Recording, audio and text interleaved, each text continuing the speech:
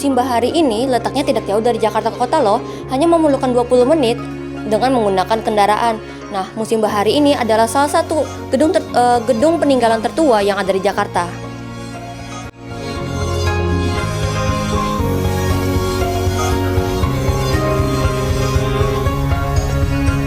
Tahun 1526 sampai tahun 1527, Fatahillah yang pada saat itu memimpin operasi perebutan wilayah Sunda Kelapa yang pada saat itu dipegang oleh kekuasaan Portugis. Setelah berhasil merebut wilayah kekuasaan Portugis di Sunda Kelapa, Fatahillah merubah namanya menjadi Jayakarta. Setelah berhasil merebut wilayah Sunda Kelapa, pelabuhan tersebut menjadi aktivitas penting perdagangan internasional di mana hampir berbagai macam negara singgah di pelabuhan tersebut.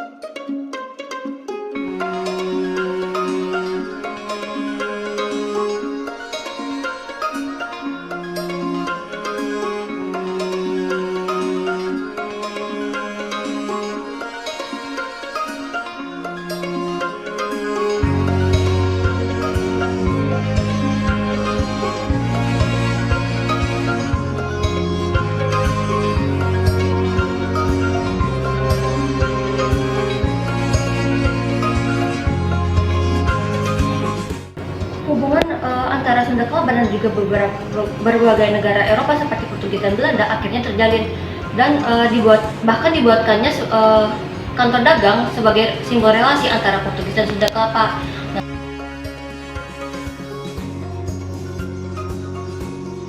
Untuk negara Belanda, tujuan utama mereka datang ke pelabuhan Sunda untuk mendapatkan rempah-rempah seperti lada, obat-obatan, penghangat dan sebagainya.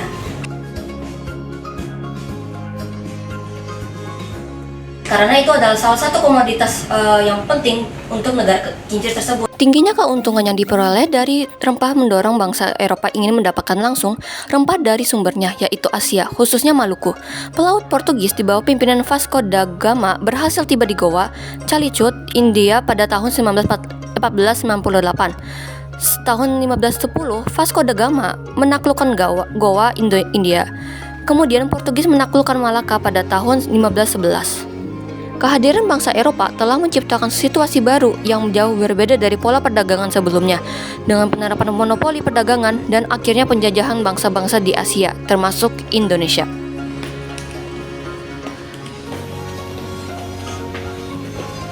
Nah, lalu pada tahun 1610 sampai tahun 1611 Belanda di bawah kepemimpinan J.P. Kaun berhasil mendapatkan sebuah izin untuk membangun sebuah benteng dan gudang di muara sisi timur Sungai Kali Ciliwung.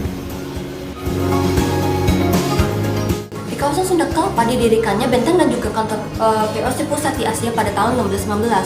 Nah, pada saat itu Jan Pieterszoon Koen ditunjuk sebagai gubernur pada saat itu. Koen sudah menyusun strategi untuk menguasai Jayakarta yang merupakan salah satu bandar dagang yang paling sibuk di Kepulauan Nusantara pada kala itu. Nah, memerlukan waktu yang cukup lama untuk Koen untuk menguasai daerah ini, termasuk mengalami beberapa kekalahan. Nah, pada akhirnya pada tanggal 30 Mei 1619, operasi penaklukan Jayakarta berhasil dilakukan oleh VOC. VOC mengarahkan pasukannya untuk merebut kota pelabuhan yang sebenarnya milik Kesultanan Banten itu dan berhasil. Jayakarta pada saat itu kepunyaan VOC. Kemudian Belanda berhasil menaklukkan Jayakarta dan mengubah namanya menjadi Batavia.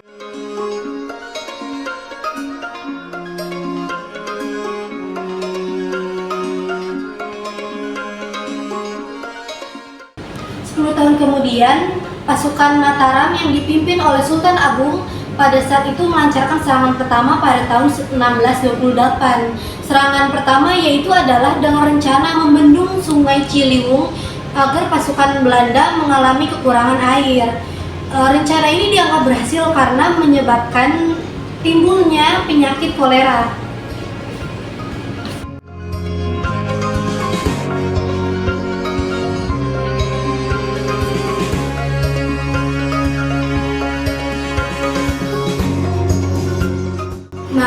walaupun ada penyakit kolera, belum dapat mematahkan dominasi Belanda yang pada saat itu memang sangat kuat.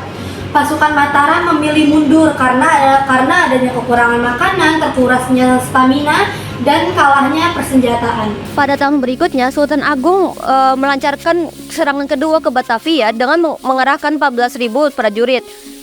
Namun, serangan tersebut gagal karena VOC menggunakan mata-mata untuk mencari lubung-lubung Sultan Agung. Nah, setelah ditemukannya lubung-lubung tersebut, pasukan VOC memusnahkan dan juga membakar seluruh lubung-lubung yang ada. Karena serangan kepada lubung-lubung tersebut, perbekalan pasukan Mataram menjadi semakin berkurang dan akibatnya kekuatan pasukan Mataram pada saat mencapai Batavia menjadi sangat lemah. Ditambah lagi dengan menyebarnya malaria dan juga kolera di Batavia mengakibatkan pasukannya menjadi lebih lemah, dan dari wabah tersebut JP Cowen menjadi salah satu korban dari wabah tersebut.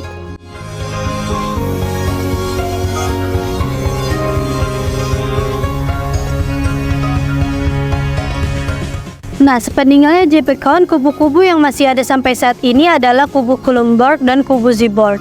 Nah, baru dikembangkan setelah tahun 1652.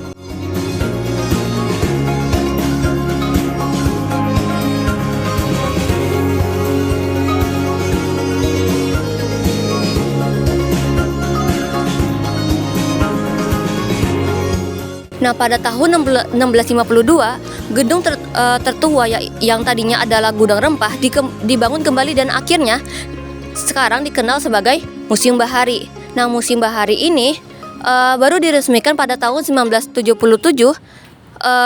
dengan gedung-gedung Belanda dan juga menara-menara kawal VOC.